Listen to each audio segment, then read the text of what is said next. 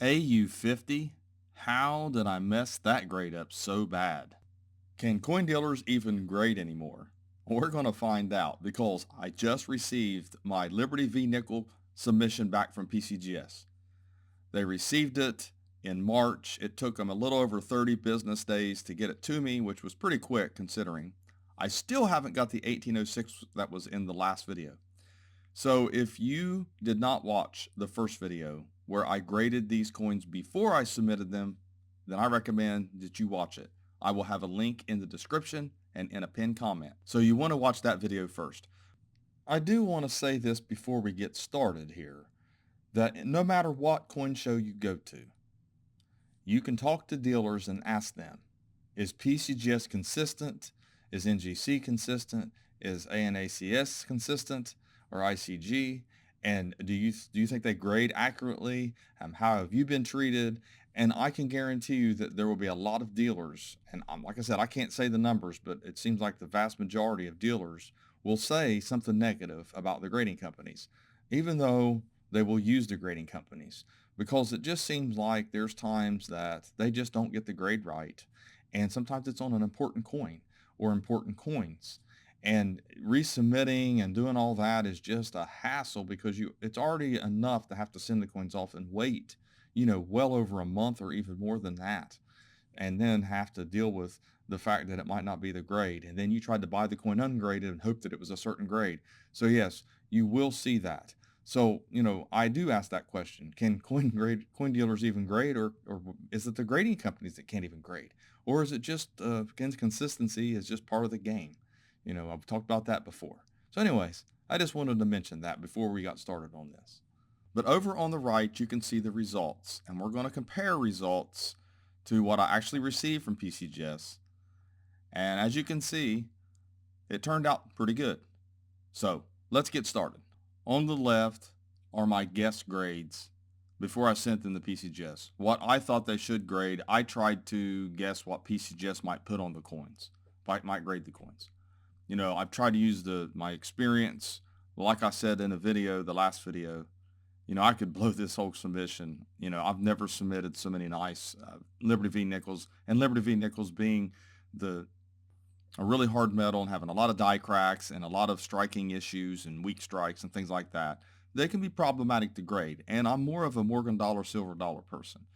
So first, we're going to go with the cents, and we might not look at all of these, but I want to show you some of these images of these coins here. So we have the with cents and mint state 62. Now the with cents is more rare than the no cents, so it obviously has more value to it. And what you're looking at, I had it at 63, potentially at a 64, and they graded it at 62. I mean, you're talking about, in the $275 range on this coin. So it doesn't surprise me, with being so dark and not being able to see all the details, that that coin didn't receive the 63, obviously 64. So I was a little over on that one. Then we have the no cents, and I graded it at 65. This was a really nice coin here. And obviously over here at PCGS, they graded it at a 65.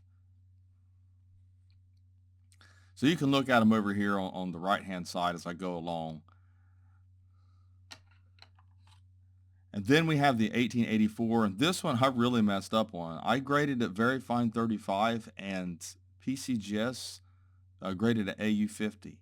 I don't know. I don't know how this was graded. To me, AU50. I don't know. I don't know if I agree with the AU50 on this coin. I mean, extra fine maximum, but that's what they put on it. So a lot of people think, well, you're a coin dealer. You're not a coin grader. You don't work for PCGS. How would you know better? Well, I mean, honestly, a couple decades in plus, I mean, I would think I'd know something. I think I've learned something. I study a lot. But maybe, Liberty v Nickels are my weakness. Then we had the 1887 cleaned AU details, and I put extra fine details. So this one was, at one time I was told by the seller that it was in a mint state unk detail holder in NGC, and that even David Lawrence, thought that it was an unk coin. Now, I disagreed. I knew it was cleaned. I knew it had circulation on it. In 1888, I said 65. They graded it 64. 1889, they said 63. I said 63, so that's good. Got a match. The 1890, they said, I said 63, they said 64, so that's always a plus to get a higher grade. And the 1891, I said 64 with a shot at 65, and they said 63. Then the 1892, I said AU details. It received AU 58, which I'm pleased. It's always better to get a coin that's not a problem coin. 1893, I said 64. They said 63. So I overgraded on that one a little bit. On the 94, I said very fine details, and I did get the details grade. It had the scratch on it. Unfortunate, but that's what happens. And the reason I'm not really showing these coins all that well is because I want to be able to focus on this. And back and forth with this, it's problematic. It causes me to do a lot of editing. But we've seen the coins already. Like I said, you have to watch that first video. You'll see these coins outside of the holder, no reflections, and you'll see them they're really focused in that video. So 1896, mint state 64.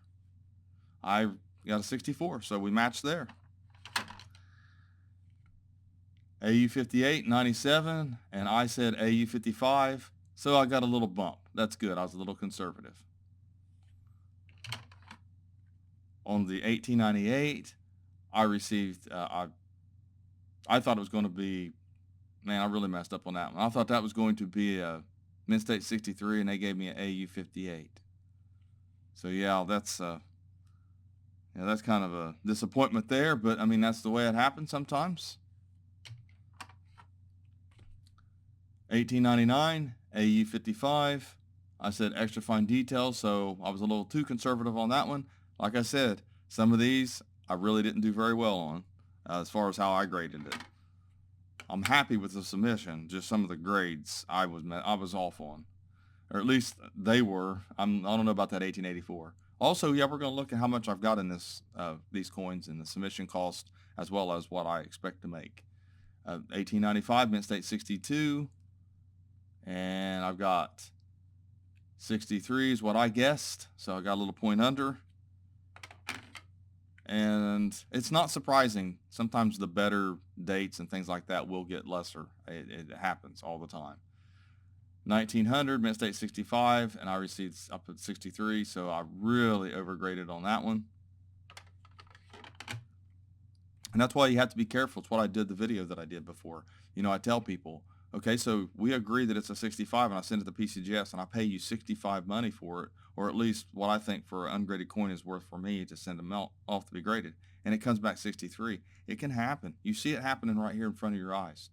You know, so being honest is very important, but sometimes you just don't get the grade. It's just not the grade, and there's just no way to do open-end deals and things like that. You just got to buy the coin and hope. So this one, AU 58 is what I thought. I got AU 55, so I was a little high on that one. And then on the 1902, I got 63, and I said 63, so I was spot on that one. So there's a couple of these that I was a little off on.